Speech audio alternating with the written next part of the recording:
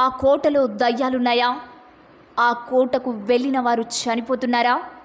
అసలు ఆ కోటలో ఏముంది?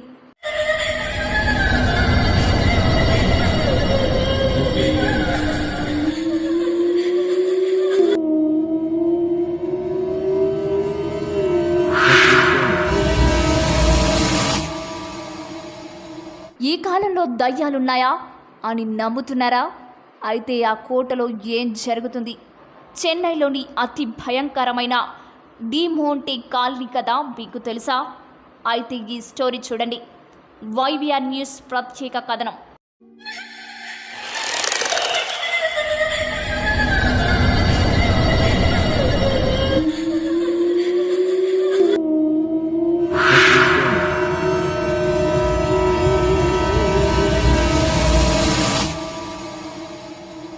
చుట్టూ ఉన్న ప్రతి ఒక్కరూ, అలాగే దాదాపు అందరూ మంచి పాత భయంకరమైన కథను వినడానికి ఇష్టపడతారు. అయితే ఇలాంటి కథలు విని ఆ లైట్ వెలిగించకపోతే వీరిలో సగానికి పైగా మంది గదిలోని ప్రవేశించడానికి నిరాకరిస్తారు. ఇది నిజం. భారతదేశం వంటి దేశంలో ఆధ్యాత్మిక ప్రపంచంలో మూఢనమ్మకాలు మరియు నమ్మకాలు చాలా లోతుగా ఉన్నాయి.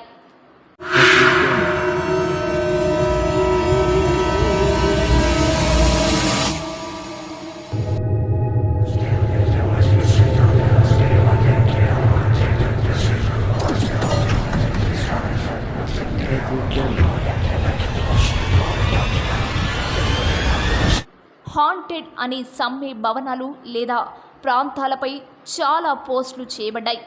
అది గోవా, రాజస్థాన్ లేదా గుజరాత్ అయినా ప్రతి ప్రదేశంలో భయంకరంగా కనిపించే భవనాలు మరియు కథనాలు వెలుగుచూస్తున్నాయి.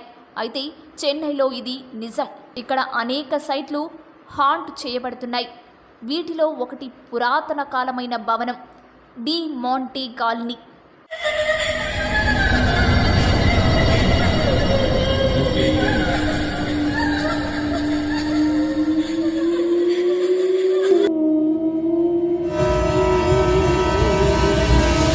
సెయింట్ మేరీ రోడ్కి సమీపంలో ఉన్న ఈ కాలనీలో ఒకేలా కనిపించే ఇళ్లతో నిండి ఉంది. ఆ కాలనీ మొత్తం 19వ శతాబ్దంలో జాన్ డి మోంటే అనే వ్యాపారవేత్త ఆధీనంలో ఉండేది. అతను చాలా సంతోషంగా మరియు చెదిరిన జీవితాన్ని గడపాలని పూర్వీకులు అనేవారు. జాన్ డి మోంటే అతని భార్య కూడా మానసికంగా సరిగ్గా లేకుండా ఉంది. అతని కష్టాలను దోహదపడింది.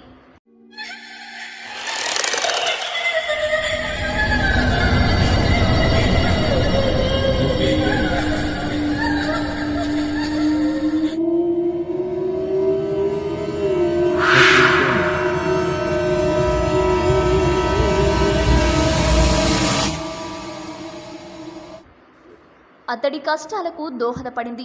వారి కొడుకు ఒకరోజు చనిపోయాడు. ఆ వెంటనే అతని తల్లిదండ్రులు మరణించారు. అప్పటి నుండి ఈ దేశంలో మొత్తం దెయ్యాల గురించి చాలా చర్చలు జరుగుతున్నాయి. కాలనీకి వెళ్లే సమయంలో వింత శబ్దాలు వస్తున్నాయని ప్రజలు చెప్తున్నారు.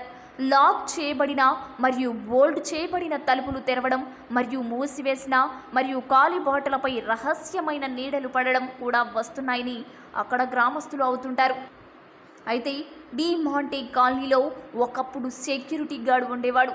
మరుసటి రోజు అతను డ్యూటీలో శవమై కనిపించాడు.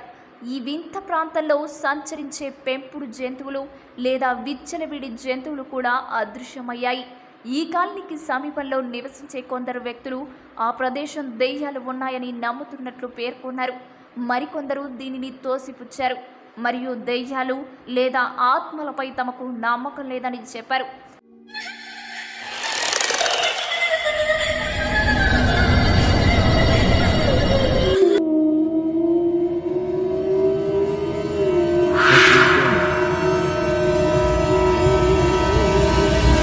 అయినప్పటికీ సూర్యాస్తమం తర్వాత ఎవ్వరూ ఈ కాలనీకి దగ్గరగా వెళ్లరట. ప్రధానంగా నిర్వహణ సరిగ్గా లేకపోవడం కాలనీ చిరిగిన స్వరూపాన్ని కలిగి ఉంటుంది. వీధుల్లో టన్నుల కొద్ది చెట్లు కూడా ఉన్నాయి మరియు నీడలు మరియు ఏకాంతానికి ఇది కూడా కారణం కావచ్చు. ఈ కాలనీని చూస్తే దెయ్యమని చాలామంది ఎందుకు నమ్ముతున్నారో తెలుస్తోంది.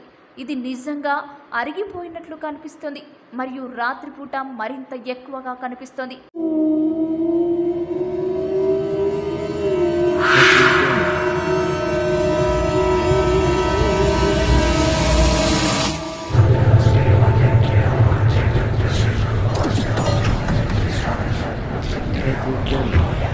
అయితే ఈ పరిసరాల్లో దెయ్యాలు ఉన్నాయనే వాదనలకు సంబంధించి ఇంతవరకు ఎటువంటి ఖచ్చితమైన రుజువు లేదు. అటువంటి ప్రధానంగా ఉన్న కాలనీ పట్ల చాలామంది ప్రజలు జాలిపడుతున్నారు. ఇలాంటి కథనాలు అటువంటి ప్రదేశం యొక్క ప్రతిష్టను దిగజార్చడానికి మాత్రమే ఉపయోగపడతాయని వారు నమ్ముతున్నారు.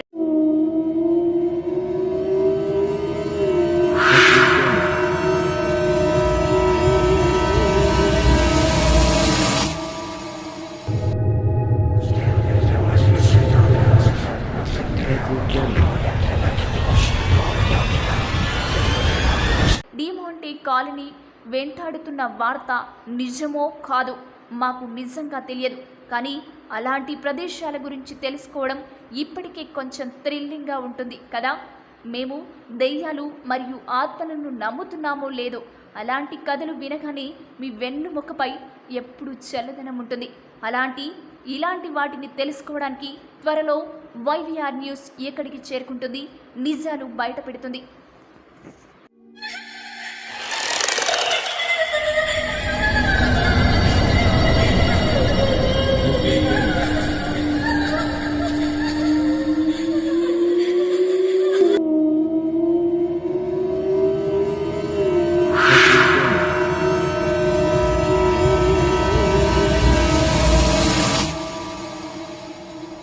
YVR ఛానల్ను లైక్ చేయండి, సబ్స్క్రైబ్ చేసుకోండి, షేర్ చేయండి.